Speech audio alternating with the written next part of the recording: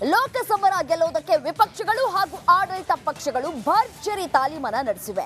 ನಿನ್ನೆ ದೆಹಲಿಗೆ ಹಾರಿದ್ದ ಮಾಜಿ ಸಿಎಂ ಎಚ್.ಡಿ. ಕುಮಾರಸ್ವಾಮಿ ಇಂದು ಪ್ರಧಾನಿ ನರೇಂದ್ರ ಮೋದಿ ಅವರನ್ನ ಭೇಟಿಯಾಗಿದ್ರು. ಆದರೆ ದೆಹಲಿಯಲ್ಲಿ ಒಂದು ನಿರಾಸೆ ಎದುರಾಗಿದೆ. ಆ ಕುರಿತ ಒಂದು ರಿಪೋರ್ಟ್ ನಿಮ್ಮ ಮುಂದೆ. ಲೋಕಸಮರಕ್ಕೆ ದಿನಗಣನೆ ಶುರುವಾಗ್ತಿದ್ದಂತೆ ಬಿಜೆಪಿ ಮೈಕೊಡವಿ ಗೆದ್ದು ನಿಂತಿದೆ. ಬಿಜೆಪಿ ನಾಯಕರು ಮೈತ್ರಿ ಪಕ್ಷ ಜೆಡಿಎಸ್ಗೆ ಚುನಾವಣಾ ತಯಾರಿ ಬಗ್ಗೆ ಎಳೆಯಾಗಿ ಸಲಹೆ ಸೂಚನೆ ನೀಡುತ್ತಿದೆ.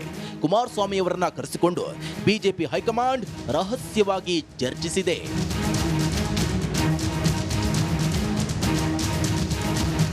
ಪ್ರಧಾನಿ ಭೇಟಿಯಾಗಿ ಹೊರಬಂದ ಕುಮಾರಸ್ವಾಮಿ ಸುದ್ದಿಗೋಷ್ಠಿ ನಡೆಸಿ ಮಾಹಿತಿ ನೀಡಿದ್ರು. ರಾಜ್ಯಕ್ಕೆ ಸಂಬಂಧಿಸಿದ ಹಲವಾರು ವಿಚಾರಗಳನ್ನ ಚರ್ಚಿಸಿದ್ದೇವೆ.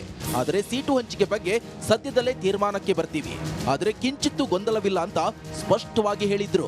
ಪ್ರಧಾನಮಂತ್ರಿಗಳು ಇವತ್ತು ಭೇಟಿ ಮಾಡಿರ್ತಕ್ಕಂಥದ್ದು ರಾಜ್ಯಕ್ಕೆ ಸಂಬಂಧಪಟ್ಟಂಥ ಹಲವಾರು ವಿಷಯಗಳನ್ನು ಚರ್ಚೆ ಮಾಡಿದ್ದೇವೆ. ಅದರಲ್ಲಿ ರಾಜಕೀಯದ ವಿಷಯಗಳು ಚರ್ಚೆ ಆಗಿದೆ. ಎಲ್ಲವನ್ನ ನಾನು ಹೇಳಲಿಕ್ಕಾಗೋದಿಲ್ಲ. ಆದರೆ ಎಲ್ಲ ರೀತಿಯ ಒಂದು ಸುಗಮವಾಗಿ ನಡೀತಕ್ಕಂಥದ್ರಲ್ಲಿ ಯಾವುದೇ ರೀತಿ ಸಮಸ್ಯೆಗಳಿಲ್ಲ.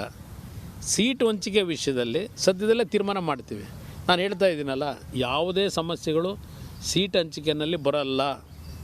ಎರಡೂ ಪಕ್ಷದಲ್ಲಿ ಸಮನ್ವಯ ರೀತಿಯಲ್ಲೇ ಎರಡೂ ಪಕ್ಷಗಳು ಸಮಾಧಾನವಾಗ್ತಕ್ಕಂಥ ರೀತಿಯಲ್ಲಿ ಕಾರ್ಯಕರ್ತರು ಇವತ್ತು ಸೀಟ್ ಹೊಂದಾಣಿಕೆ ಆಗ್ತದೆ. ಯಾವ ಗೊಂದಲಕ್ಕೆ ಅವಕಾಶ ಕೊಡೋದಿಲ್ಲ. ಸಂಸತ್ನಲ್ಲಿ ಭದ್ರತಾ ವೈಫಲ್ಯಕ್ಕೆ ಸಂಬಂಧಿಸಿ ಪ್ರತಾಪ್ ಸಿಂಹ ವಿರುದ್ಧ ಆರೋಪ ಮಾಡಿದ ಕಾಂಗ್ರೆಸ್ ವಿರುದ್ಧ ವಾಗ್ದಾಳಿ ನಡೆಸಿದ್ರು. ಸಿಎಂ ಸಿದ್ದರಾಮಯ್ಯ ಹಾಗೂ ಎಐಸಿಸಿ ಅಧ್ಯಕ್ಷ ಮಲ್ಲಿಕಾರ್ಜುನ್ ಖರ್ಗೆಗೆ ಈ ಹಿಂದೆ ವಿಧಾನಸಭೆ ಕಲಾಪ ವೇಳೆ ಆಗಿದ್ದ ಭದ್ರತಾ ವೈಫಲ್ಯ ಬಗ್ಗೆ ಪ್ರಶ್ನೆ ಮಾಡಿದ್ರು. ಏನೋ ಇವರಿಗೆ ಅವನು ಭಯೋತ್ಪಾದನೆ ಮಾಡಲಿಕ್ಕೆ ಪಾಸ್ ತಗೊಂಡು ಹೋಗ್ತೇನೆ ಅಂತ ಪಾಪ ಇವ್ರಿಗೇನು ಕನಸು ಬೀಳಬೇಕಾ? ಈಗ ಅದನ್ನೇ ಇವತ್ತು ಭದ್ರತಾ ವೈಫಲ್ಯ ಅಂತ ನೀವು ಹೇಳೋದಾದರೆ, ಕರ್ನಾಟಕದಲ್ಲಿ ಕಾಂಗ್ರೆಸ್ ಸರ್ಕಾರ ಆಡಳಿತವನ್ನು ನಡೆಸೋದಕ್ಕೆ ಪ್ರಾರಂಭ ಮಾಡಿದ ಮೇಲೆ ಬಹುಶಃ ಕಳೆದ ಜೂನ್ ಜುಲೈ ತಿಂಗಳಲ್ಲಿ ನಡೆದಂಥ ಕರ್ನಾಟಕದ ವಿಧಾನಸಭೆ ಕಲಾಪದಲ್ಲಿ ಒಬ್ಬ ವ್ಯಕ್ತಿ ವಿಧಾನಸಭೆಯ ಕಲಾಪ ನಡೀಬೇಕಾದರೆ ಶಾಸಕರ ಒಂದು ಆಸನದಲ್ಲಿ 1-1.5 ಗಂಟೆ ಸಭೆಯ ಕಲಾಪದಲ್ಲಿ ಭಾಗವಹಿಸ್ತಾನೆ. ಹಾಗಿದ್ರೆ ಅವತ್ತಿನ ವೈಫಲ್ಯದ ಬಗ್ಗೆ ಸರ್ಕಾರ ಏನು ಹೇಳುತ್ತೆ? ಕಾಂಗ್ರೆಸ್ ಪಕ್ಷ ನಿಖಿಲ್ ಕುಮಾರಸ್ವಾಮಿ ಸಂಸತ್ ಚುನಾವಣೆಗೆ ಸ್ಪರ್ಧಿಸುವ ಬಗ್ಗೆಯೂ ಮಾಜಿ ಸಿಎಂ ರಿಯಾಕ್ಷನ್ ಕೊಟ್ಟಿದ್ದಾರೆ. ಆ ಬಗ್ಗೆ ಪ್ರಶ್ನೆಯೂ ಇಲ್ಲ, ಚಿಂತನೆಯೂ ನಡೆದಿಲ್ಲ ಎಂದರು.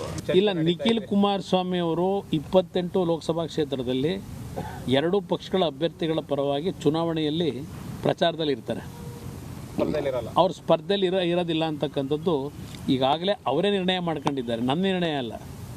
ಈ ಚುನಾವಣೆಯಲ್ಲಿ 28 ಕ್ಷೇತ್ರದಲ್ಲಿ ನಾನು ಪಕ್ಷದ ಸಂಘಟನೆಗಳಿಗೆ ಎರಡೂ ಪಕ್ಷದ ಅಭ್ಯರ್ಥಿಗಳ ಪರವಾಗಿ ನನ್ನ ಒಂದು ಕಿಂಚಿತ್ ಸೇವೆ ಸಲ್ಲಿಸಲಿಕ್ಕೆ ಸಿದ್ಧ ಇದ್ದೇನೆ ಅಂತಕ್ಕಂಥದ್ದು ಅವ್ರ ನಿರ್ಧಾರ. ನಿಖಿಲ್ ಕುಮಾರಸ್ವಾಮಿ ಅವರು ನಿಲ್ಲಬೇಕು ಅಂತಕ್ಕಂಥದ್ದು ಈ ಕ್ಷಣದವರೆಗೆ ಅವರಿಂದ ಯಾವುದೇ ರೀತಿಯಲ್ಲಿ ಆ ತೀರ್ಮಾನಗಳು ಇಲ್ಲ, ಆ ಪ್ರಶ್ನೆನೂ ಇಲ್ಲ.